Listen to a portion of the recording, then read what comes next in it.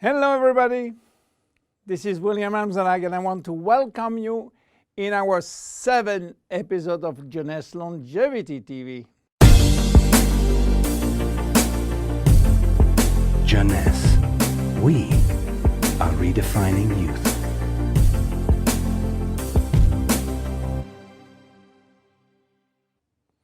Have you heard about stem cells? I'm sure. Meanwhile, I wish to share with you my knowledge about stem cells, how magic they are, and how they are changing the medical world. To understand what are stem cells, let's go back to life. How life is starting. Life between humans is starting by the fusion between the female ovule and the male spermatozoid. It takes millions of spermatozoids to select the lucky one to win the right of joining the female ovule. And guess what? When they join, they form the first embryonic stem cell. With this cell, life started. This cell has a tremendous power.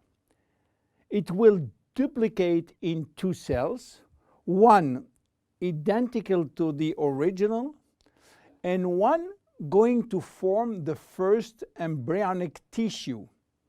A tissue is a group of identical cells. After several days and several cells division, the 3 major embryonic tissue are ready to work.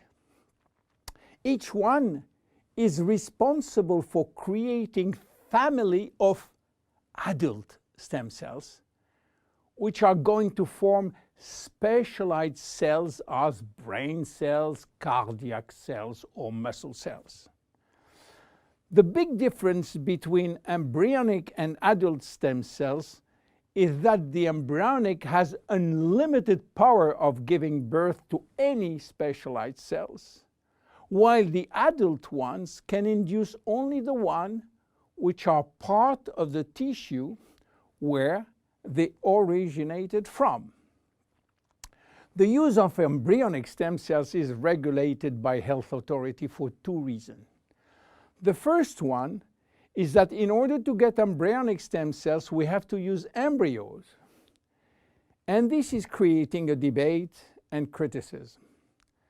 This reason, by the way, is no longer accurate because Japanese scientists find a way to generate embryonic stem cells from adult skin cells, resolving the ethical debate.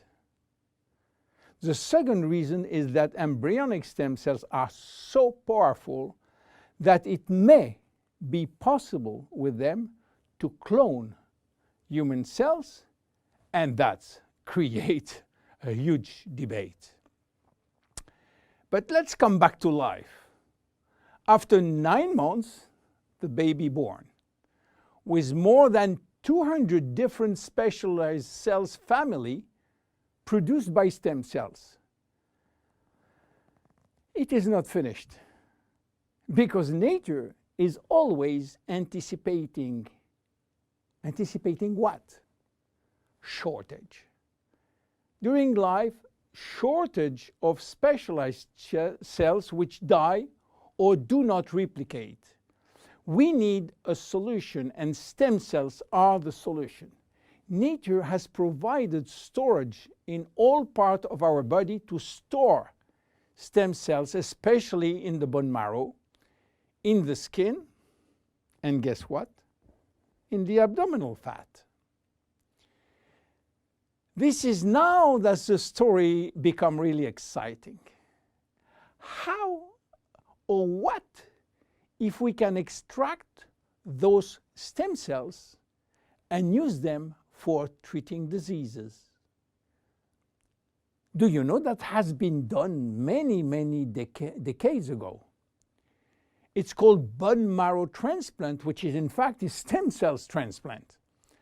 This protocol is used for patients with severe leukemia, in which we start by eradicating cells from the bone marrow, leaving the patient with no defense, no immune cells, and this is why he is confined in a sterile environment. Once done, we are looking for the proper donor which has similar genes in order to avoid transplant rejection. And the donor stem cells are injected to replace the cancerous one. This protocol has two major issues. One is to find the proper donor, and the second one is to avoid tissue rejection using aggressive immunosuppressing agent. Today, the use of stem cells has almost revolutionized medicine, creating a new discipline called regenerative medicine. The goal is to find the proper stem cells which will be injected in specific area to become the specialized cells we want. Regenerative medicine is the future of medicine. Every function, every organ will be the target of stem cell therapy.